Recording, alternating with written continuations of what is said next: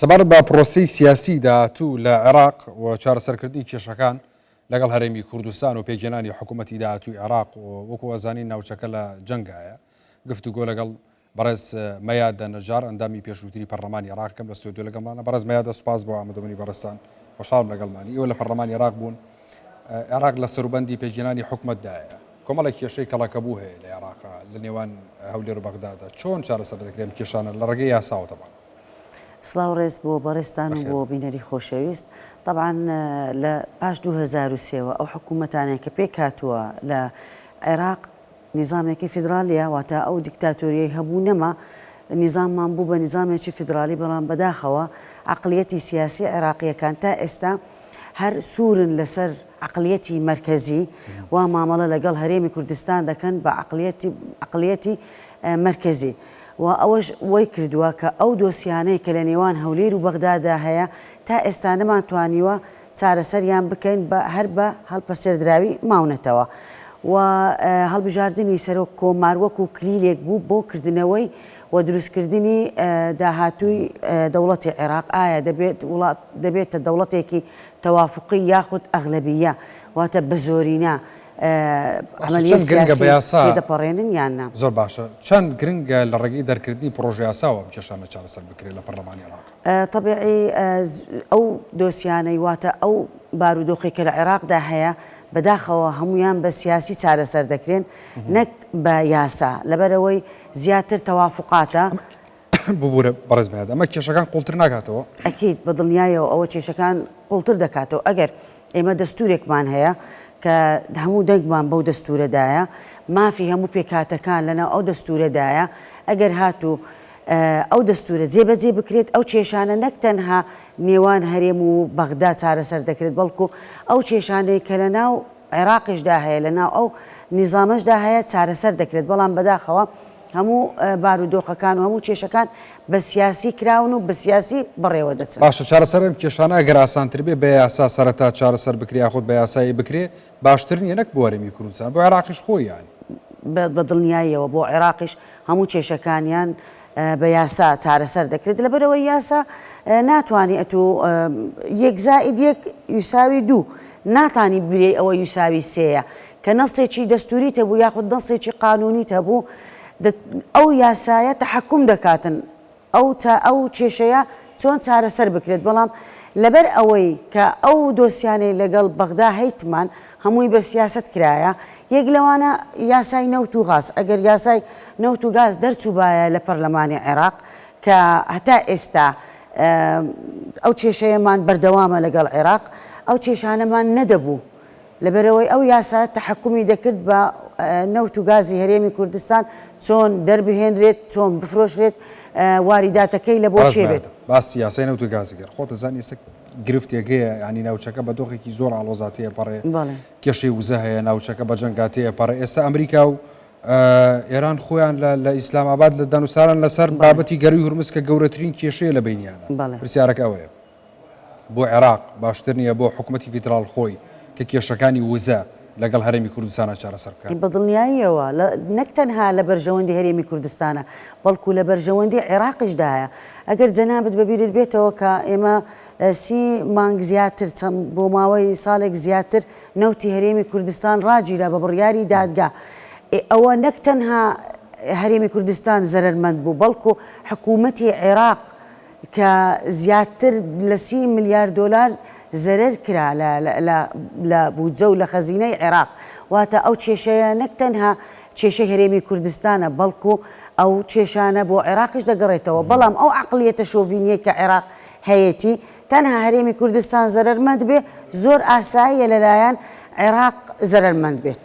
باشە، خۆیان کە زەرمەند دەبنەوەتە هەرێمی کوردستان دواتر لەم دوایانەدا ڕێگەیدا کە نەوتی کەرکووک لە ڕێگەی بۆری جێهانەوە هەناردە بکرێ. ئەمە خۆی نیاز پاکی نییە، یعنی بۆ چارەسەرکردنی تەواوی کێشەکان دەواازەیەک نیە بۆ چارەسەرکردنی تەواوی کێشەکان. باشە، عێراق ئەمەی بۆ ناوێ؟ عێراق لەبەرەوەی لە کێشەک دەگەڕێت، لە بابەتێک دەگەڕێتن کە بۆ خۆش سوودی هەیە، بەڵام عقلیەتەکەی وەناڵێ.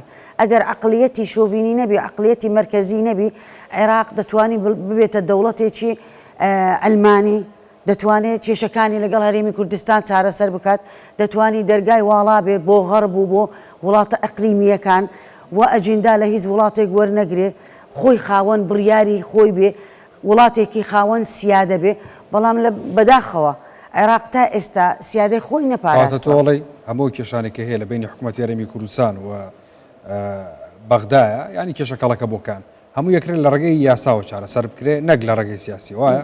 بەڵێ.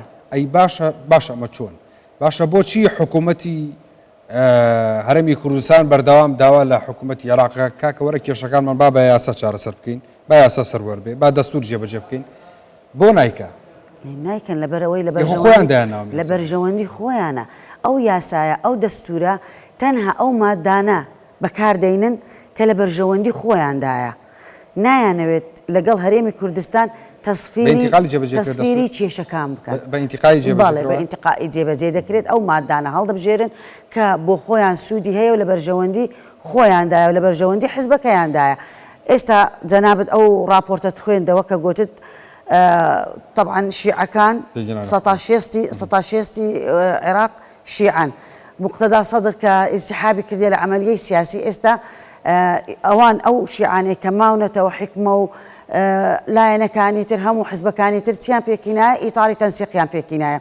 ئێستا دەڵێن ئەگەر بە تەوافق نەماتوانی دەست نیشانی کەسێک بکەین بۆ پۆستی سەرۆک وەزیران بە ئەغلەبیە واتە بە زۆرینە.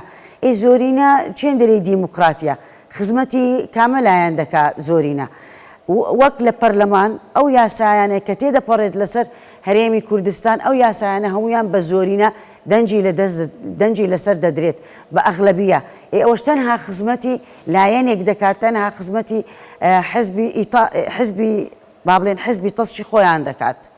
بێگومان لە ڕوایە تۆ هەرێمێکی جیاوازت هەیە بیرکردنەوەی جیاوازە پێکاتی جیاوازە زمانی جیاوازە شتێکی جیاوازە هەر پرۆژەیەک بە زۆرینەوەی بێگومان هەروان سوود دەبین ئیسفادە دەکەن کۆتا پرسیار عێراق بەرەوکوێ و پرۆسی سیاسی بەگشتی بەرەوکوێ چارەسەرکردنی کێشەکان بەگشتی لەگەڵ هەرێمی کوردستانە بەرەوکوێ ڕوانێ ئەگەر کێشەکانمان بە یاسایی چارەسەر بکرێت لەگەڵ هەرێمی کوردستان لەگەڵ بەغدا ئەوە هەرێمی کوردستان کێشەی نامێنێت و ئەو کاردانەوەی لەسەر عێراقیش دەبێت لەبەرەوەی ئەمن و ئیستقراری هەرێمی کوردستان لە هەموو بوارەکان لە ناحیە ئەمنی بێ لە اقتصادی بێ لە ئابووری بێ لە وزە بێ کاردانەوەی دەبێت بۆ سەر عێراقیش بۆیە داوا دەکەین لە لایەنە سیاسیەکان و ئەو گفتوگۆیانە کە لەگەڵ بەغدا دەکرێت هەرێمی کوردستان لەگەڵ بەغدا دەیکەن یەک ڕیزی ماڵی کورد بپارێزین و بە یەک دەنگ لەگەڵ بەغدا مفاوەزات بکەین و گفتوگۆ بکەین بۆ چارەسەرکردنی ئەو دۆسیە هەڵپەسێردراوانەیە کە تاوەکو ئێستا نەمانتوانیوە دۆسیەیەک چارەسەر بکەین خۆتان دەزانن بودجە و موچە تا ئێستا کێشەی زۆری لەسرە ئەگەر بتوانین بە یاسای بودجەکار لەسەر یاسای بودجە بکەین دەنگ لەسەر یاسایەکی بودجەی تۆکمە بدرێت بۆ ئەوەی کێشە بۆ موچەی فەرمانبەرانی هەرێمی کوردستان نەکرد و هەروەها کار بۆ یاسا گەورەکانی واتە پێی دەڵێن قوانینی سیاسی الکوبرا لە عێراق وەک قانونی انتخاباتە کە ئەگەر قانونی انتخابات نەبوایە پارتی دیموکراتی کوردستان زیاتر لە 6 مەقعدی بەدەست دەهێنا لەبەرەوە ئێمە زیاتر لە 1 ملیۆنێک دەنگمان بەدەستهێنایە بۆیە و هەروەها یاسای محکمەی ئیتیحادی خۆتان دەزان محکمەی فیدرالی دادگایەکی زۆر گرینگە دەبێت کار سەر ئەوە بکرێت بۆ یاسای بودجە و هەروەها یاسای نەوت و گاز ئەو یاسایانە لە پێشەرێمی کوردستانە دەبێت بە یەکریزی ماڵی کورد کار لەسەر ئەو یاسایانە بکەین بۆ ئەوەی بتوانین بە یاسا کێشەکانمان لەگەڵ بەغدا چارەسەر بکەین.